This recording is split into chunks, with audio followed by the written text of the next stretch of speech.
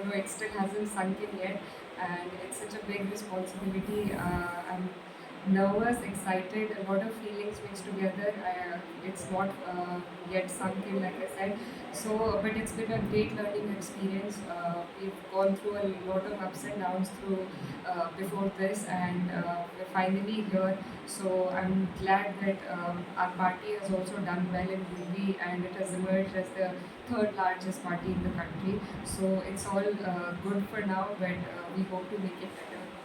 Hopefully that will happen.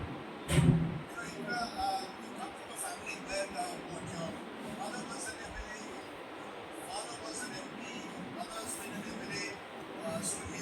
Does politics run in the blood? It's a question I'm going to ask both of you because I know that Shama, your dad is also a politician. But to you first, Indra, does politics run in your blood?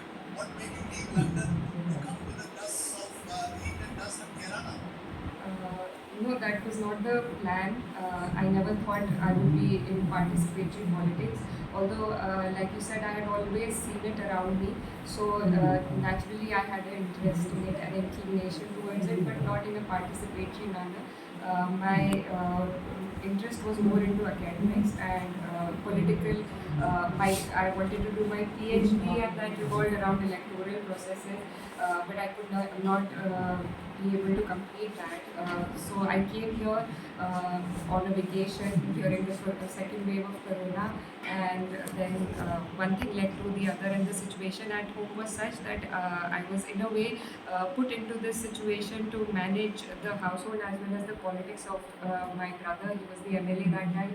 He was implicated under false cases, and that's how the journey began in very adverse circumstances. But God's been gracious, and we've managed to win one MLA election, and the second is this 24 MP election. So that as when I entered it, after that naturally the interest began, and I realized that I could also do it. So and then party offered me the ticket, so I plan to take it head on, and we've been fighting BJP on ground for about 3 years now, and I'm proud to say that we managed to defeat it twice. So that You're from a party that's taken on the BJP. Indra, you're from a party. Shambhavi, you're from a party that is a partner with the BJP. Your father is a JDU minister. Does politics, same question to you, politics run in the blood? Then if dad is a politician, then being a politician, Banna, you gone to Delhi School of Economics, LSR, you might have thought of being an economist, something else in life.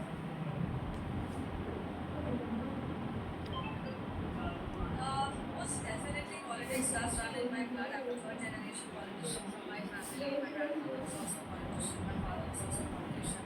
And ever since childhood, I've seen my father, my grandfather serve the people of their constituency, and I was greatly influenced by it because I thought it's a great thing to have people who believe in you, who trust in you, and to have that power where you can transform lives and change society. I think it's a big thing. Being in politics, definitely, you're a catalyst of change. You can bring about the change. The constitution, the people, they choose you as a representative, and you have the full, you have that thing in your hands where you can transform lives. So definitely, I always wanted to get into politics, but I never thought that I would get the opportunities to do it. I feel I'm really privileged, and I'm really excited for what is there in front of me and what comes. Okay, let me ask both of you. Indra, you first. Let's have some fun. What's the best thing and the most difficult thing, Indra, of being a politician? What do you enjoy the most about being a politician after having given up a PhD at SUAS? And what's the most difficult thing? I think it's the same thing both ways. So I enjoy being with the public the most, and especially amongst women, because the constituency that I represent is a very rural and backward constituency. So women are not involved in the electoral processes. So I make it a point to interact with them, to go to them, especially because they're not available in the beds or otherwise also they're not available in the political programs that we hold. So I make it a point to go inside the household, and I'm always excited to hear what they have to say about the politics, and it's always entertaining to engage with them. And it's a Most very difficult thing? the You've been different. saying you're the women, interacting with women here, in a place like Kerala. What's the most difficult? The difficult thing is also you have less time and so much to do. It's a big consequency, and there are so many expectations, and people want you there all the time for their experiences and for their happy moments. But it's difficult to make time, I think. So I think that's the most difficult thing. And you want to do a lot more, but sometimes time constrains you, and I think that's the most difficult thing also. Shambhavi, what's the best thing and the most difficult thing about being a young politician in Bihar at the age of 25?